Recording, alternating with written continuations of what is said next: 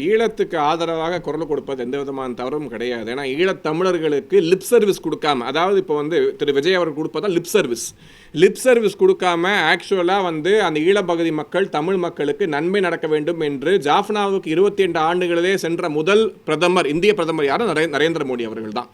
அது மட்டும் இல்லாமல் இன்றைக்கி 60,000 வீடுகள் கட்டி கொடுப்போம் என்கின்ற வாக்குறுதியை கொடுத்து 10,000 வீடுகளுக்கு மேல் கட்டி கொடுக்கப்பட்டு இன்றைக்கி மக்கள் பலனடைந்து கொண்டு இருக்கிறார்கள். அந்த நாட்டில் எப்பெல்லாம் பிரச்சனைகள் ஏற்படுகிறதோ அப்போல்லாம் பல ஆயிரம் கோடி ரூபாய்க்கு நிவாரணம் வழங்கி அந்த மக்களை காப்பாற்றி கொண்டிருப்பதும் இதே நரேந்திர மோடி அரசாங்கம் தான். தமிழக மீனவர்கள் குறிப்பாக அந்த மேரிடைம் பவுண்டரியை தாண்டும் பொழுது சுட்டுக் கொல்லப்பட்டதை தடுத்து நிறுத்தி இன்றைக்கி டிரான்ஸ்பாண்டர் கொடுத்து மீனவ பகுதி மக்களுக்கு ப்ளூ ரெவல்யூஷன் அப்படிங்கிற அறிமுகப்படுத்தி, இதுக்கு முன்பாக ஒயிட் ரெவல்யூஷன், கிரீன் ரெவல்யூஷன் கொண்டு வரப்பட்டது. ஆனால் ப்ளூ ரெவல்யூஷன் என்பதை முதல் முறையாக கொண்டு மீனவ மக்களுக்காக பலன் சேர்த்த அரசாங்கம் நரேந்திர மோடி அரசாங்கம். ஸோ இப்படியெல்லாம் செய்து மீனவ மக்களை காப்பாற்றி ஈழத்தமிழர்களுக்கு நேரடியாக பெனிஃபிட் வரும் விதமாக, நான் மறுபடியும் சொல்கிறேன், லிப் சர்வீஸ் இல்லாமல் ஆக்சுவல் பெனிஃபிட்ஸை டைரெக்டாக ட்ரான்ஸ்ஃபர் பண்ணி கொடுத்தது இதே நரேந்திர மோடி அரசாங்கம்.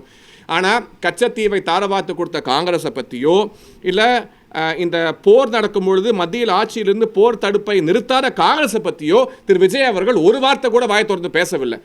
ஆகவே அவருக்கு ஒன்றா காங்கிரஸ் மேலே சாஃப்ட் கார்னராக இருக்கணும், இல்லைனா வரலாறு எழுதி கொடுத்தவங்க இந்த காங்கிரஸ் பற்றி எழுதாமல் விட்டுட்டாங்க, அவருக்கு தெரியாமல் இருந்திருக்கும். அது என்னன்னு சொல்லி நீங்கள் அவருக்கு ஒரு ப்ரெஸ் மீட் வச்சு கேட்டிங்கன்னா தான் உண்மை நமக்கு தெரிய வரும்.